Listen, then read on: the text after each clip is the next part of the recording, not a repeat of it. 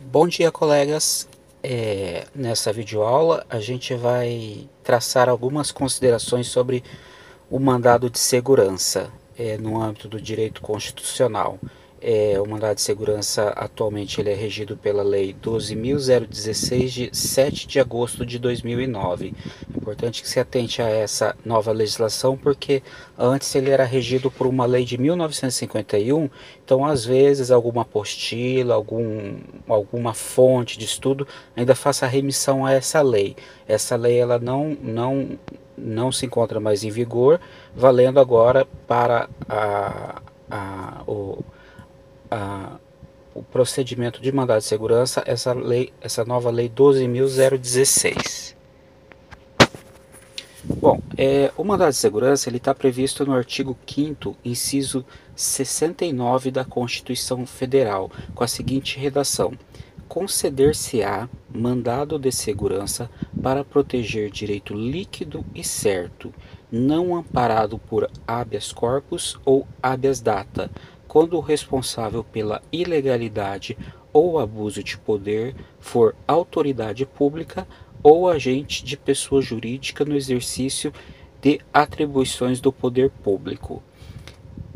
Também a gente destaca um conceito da administrativista Maria Silvia Zanella de Pietro, né, que ela conceitua o mandado de segurança como uma ação civil de rito sumaríssimo pela qual a pessoa pode provocar o controle jurisdicional quando sofrer lesão ou ameaça de lesão a direito líquido e certo, não amparado por habeas corpus nem habeas data, em decorrência de ato de autoridade praticado com ilegalidade ou abuso de poder.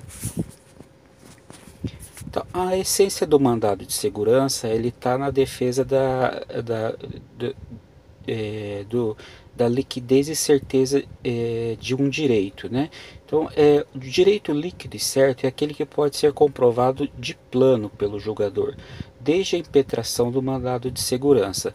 Ou seja, o seu rito é inadmissível a abertura de fase de provas, exatamente porque, pela sua própria natureza, como mencionado, o alegado direito deve ser comprovado desde logo no ato de impetração do remédio constitucional.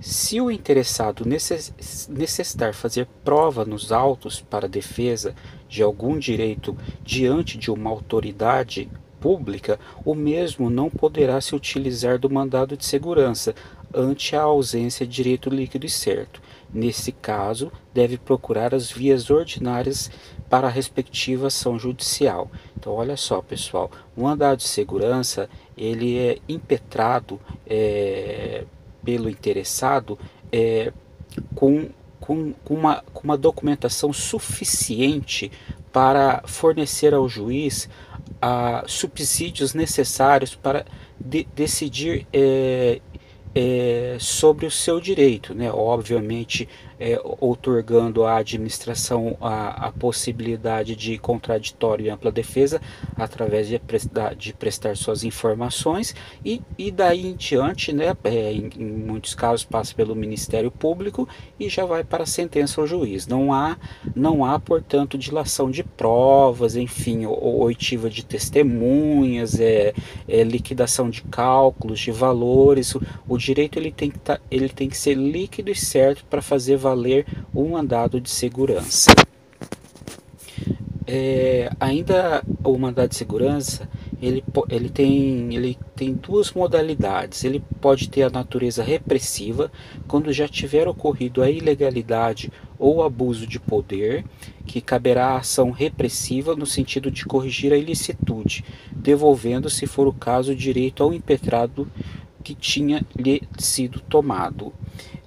Também o mandado de segurança ele pode ser impetrado na forma preventiva, que é a hipótese de prevenir possíveis ilegalidades passivas de acontecerem, quando utilizando-se, neste caso, o mandado de segurança preventivo, que, havendo a comprovação de violação de direito líquido e certo, poderá ser deferido um pedido de liminar. Então, assim, no repressivo, o ato tido como coator, ele já ocorreu. Então, a busca para reverter esse ato se dá através do mandado de segurança repressivo. Já quando existe uma perspectiva de um ato coator, ou seja, o, o jurisdicionado tem em sua visão que vai ocorrer um ato que, segundo ele, é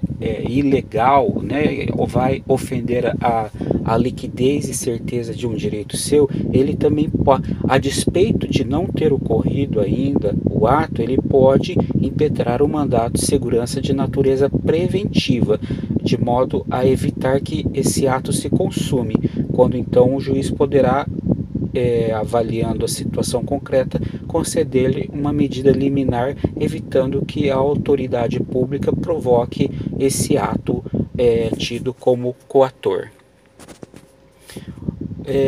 O mandado de segurança tem que ser impetrado no prazo de 120 dias a contar da ciência do ato pelo titular do direito de afronta ao seu direito líquido e certo.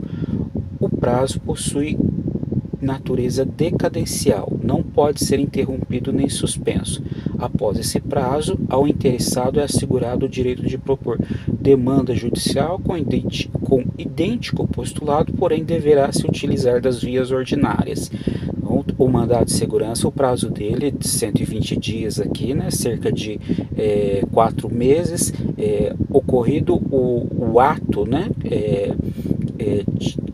tido como ofensor do direito líquido e certo do impetrado, ele tem 120 dias para impetrar mandado de segurança. Se ele não impetrar mandado de segurança nesse período, ele vai ainda poder procurar o Poder Judiciário para a defesa do seu direito, mas não através de mandado de segurança, e sim através da ação ordinária respectiva cabível ao caso concreto.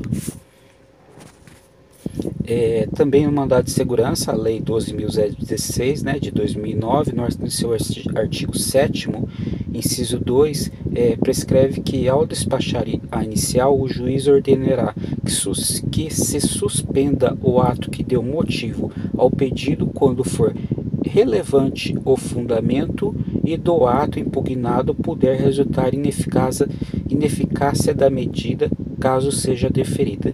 Então, em essência, o juiz ele pode conceder uma medida liminar de suspensão do ato quando o impetrante apresentar relevante fundamento, né, a sua fundamentação for bastante relevante, de modo a defender aquele direito que lhe resguarda, e ainda somado a isso o fato de, se não concedida liminar,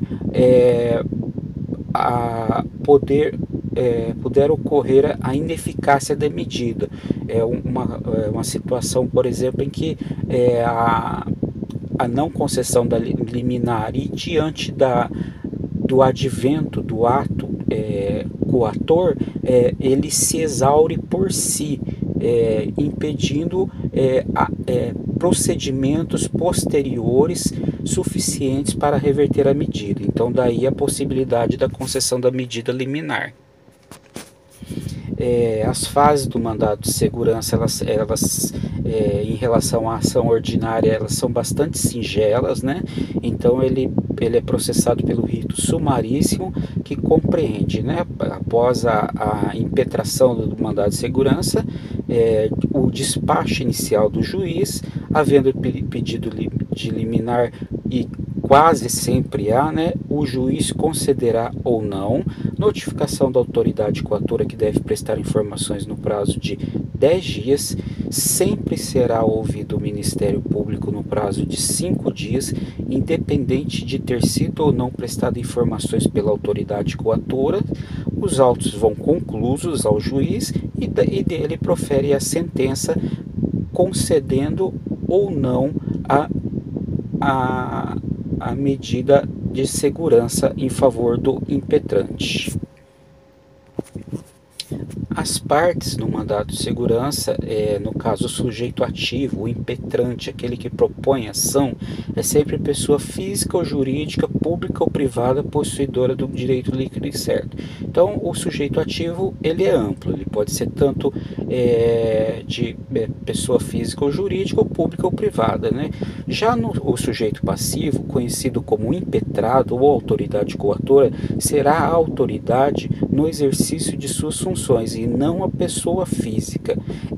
Então, assim, é importante destacar isso daqui, que o sujeito passivo é a autoridade coatora e não a pessoa física. É incorreto, portanto, impetrar mandado de segurança, por exemplo, contra, vamos dizer, o João da Silva, porque ele é diretor de finanças, né? Não há que se falar o nome da pessoa, e sim a autoridade. No exemplo que eu citei aqui, a gente impetra um mandado de segurança não contra o João da Silva, e sim contra o diretor de finanças, ok? A lei exige que seja rolada no polo passivo da demanda a respectiva entidade pública a qual a autoridade está vinculada. Então veja bem, além desse detalhe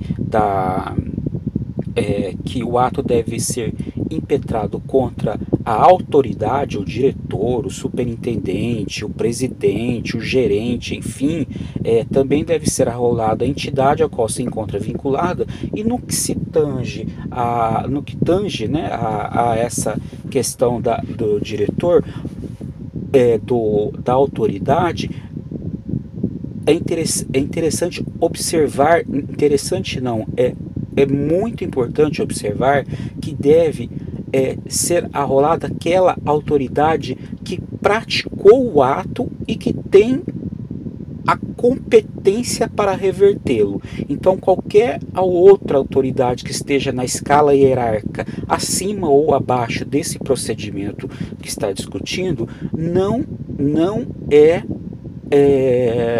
legítima para compor o polo passivo. Tem que ser aquela pessoa que efetivamente praticou o ato, aquela autoridade que efetivamente praticou o ato. Não adianta impetrar o mandado de segurança arrolando o chefe dessa pessoa, porque não foi o chefe dessa pessoa que praticou o ato, e sim a autoridade propriamente dita. Então, que fique atento a essas questões. Sobre mandado de segurança, então, o que a gente tinha para dizer era isso daqui, né? Um breve relato sobre o tema. A gente fica por aqui, desejando-lhes novamente um bom dia e bons estudos.